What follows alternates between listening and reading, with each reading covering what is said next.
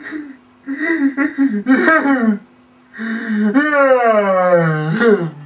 kids, sit up and pay attention. It's time for Retrorific.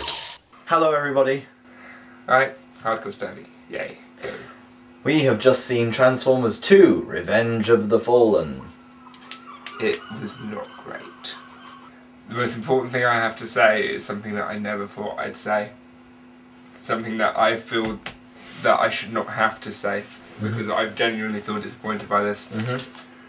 When you sit through Terminator 4 directed by McFucking G, I enjoyed that more than I enjoyed Transformers 2. There is one big reason for that.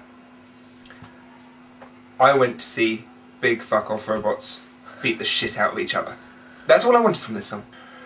Then why do we have to cope with all the American military going, yeah, we're so hardcore, we're so awesome, yeah, we're the Americans, yeah, yeah, yeah. Okay. And then you get a few robot fights where you can't even see what the bloody hell's going on anyway. The thing is though, James, you're actually wrong. This film was so much better than Terminator 4. At least I could see what was going on in Terminator 4. You could see what was going on, but what was going on in Terminator 4 was just shit. In this film, okay, you get about 1 million different robots, many scenes of them beating the shit out of each other. But you can't see what's going on, it's too busy. It's like so many awesome scenes, like dropping... Man, Optimus Prime dropping out of a giant aircraft carrier. That was sweet. The truck drives off an aircraft carrier, turns into a robot in midair and lands on the ground. The Fallen was awesome. It's interesting, I read a lot about this film before where everyone's going, who is the Fallen? Who is the Fallen? Which Transformers character is going to be the Fallen? Should we spoil it? It's very simple. Megatron's the Fallen boss.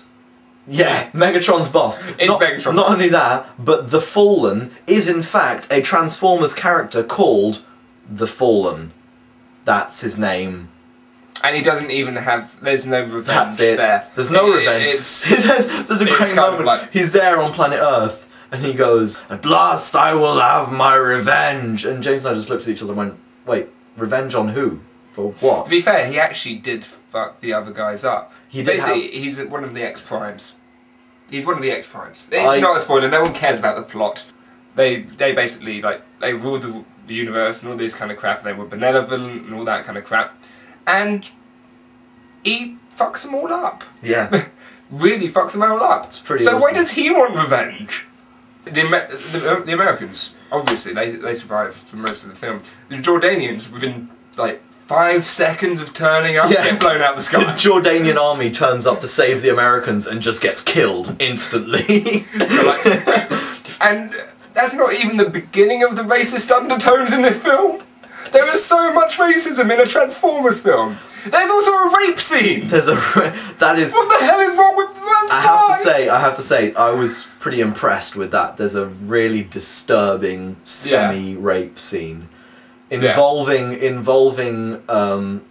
Decepticon who's kind of breaking the rules of Transformers a little bit by not transforming into a machine. But a human.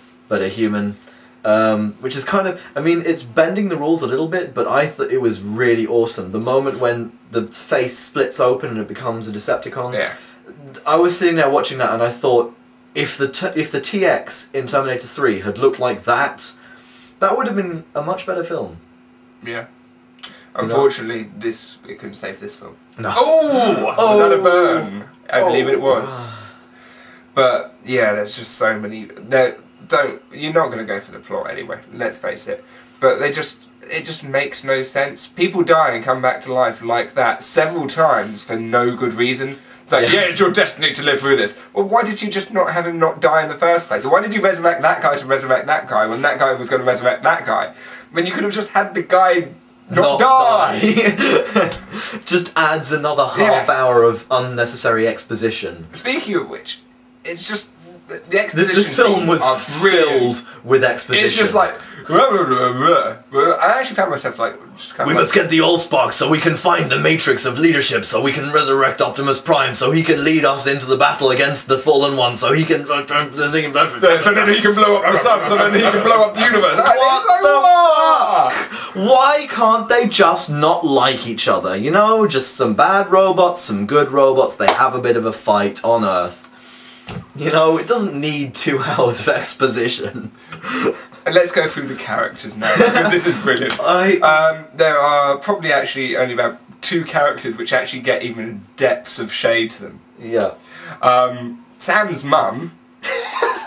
Yeah.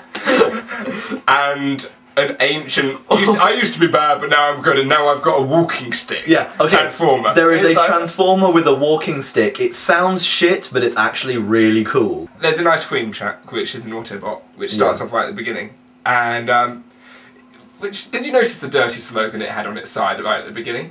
Oh, I can't remember what it was. It was like, let me put you lick my popsicle yeah, or something like that. And it's like, it's just basically 2 Autobots who are being the most stereotypical, like, I'm a gangster. It's like, it's just so racist. Really, I was actually quite shocked. And one of them even had a big gold tooth. You noticed? Yeah. Oh, it was... And it was they all had big awful. ears, which is... Yeah, big ears, little heads, big ears, big gold teeth. Oh god. Devastator, the Constructicon, had 2 giant demolition balls underneath his legs. Yes, a transformer with testicles. We shit you not. That was going a little bit too far, Michael Bay. Michael Bay existing is going too far for Michael Bay. I mean, I was already kind of despairing when I noticed one of the Decepticons farting a flame. Yeah. But then they went the extra mile and had the robot testicles. There was way too much human stuff. I did not... Yeah, far too many humans. It needed to be more about the robots. Did anybody care that Shia LaBeouf and what's-her-face with the tits were going to fall in love? I didn't care. Speaking of which, did you notice how much slow motion was on her cleavage? All of the really serious stuff I found absolutely hilarious. Yeah. And all of the comedy stuff I found insulting or racist or just retarded. We've actually coined a new phrase for this film. Which Well, James has. I can't give you some of the credit, but when it kicks off, when the entire world is using this phrase, well, this word... What is the word? Bay-tarded. Bay-tarded. Bay-tarded. No, other way round. Left to right. It's spelled in, like, foreign. You know how the 60s are kind of seen as the camp years? I think the noughties are the complete opposite of that. The noughties will be remembered... The noughties will be remembered by historians of cinema as the serious years, when everything took itself way too seriously. I don't care! Fucking robots turning into cars! I don't want to see these people talk about their feelings. Just because The Dark Knight did it doesn't mean you have to. It's entertaining enough, but you just cannot... I was expecting the first film to actually look at the faults. And the faults were the action sequences, and the faults were the lack of robots. They've made the same mistake. Well, they've overcompensated a little bit. They've, you know, in the last film we had what, 5 robots, and people went, not enough robots. So Michael Bay went, right, fuck it, 1,000,000 robots. Michael Bay, you're a very rich man. You're a very rich man. Why the fuck can't you buy a Steadicam? Seriously. When you do these amazing fight scenes, there's no point in doing them. Yeah, someone can see what the fuck is going on in that scene. Every fight scene is kind of reduced to clusterfuck, especially because, and this, again, I said this about the first Transformers film, and you didn't quite agree with me then, but now you have agreed with me that the robots themselves have too many moving parts. If you want to go to the cinema and watch robots fuck each other up and every now and then go, wow, I can't believe they did that, watch this film. If you're expecting anything more than that, do not go to... Anything more than that, do not go to see this film. By the way, there is nothing after the credits. No, we stayed until the end of the credits and there's nothing after the credits, so don't bother. But we did catch this little gem. this little gem, hidden deep within the credits of Transformers Revenge of the Fallen are the words... Ethnic wins. I can't even say it without giggling. What are ethnic wins? Ah! Shaky cam! Ah!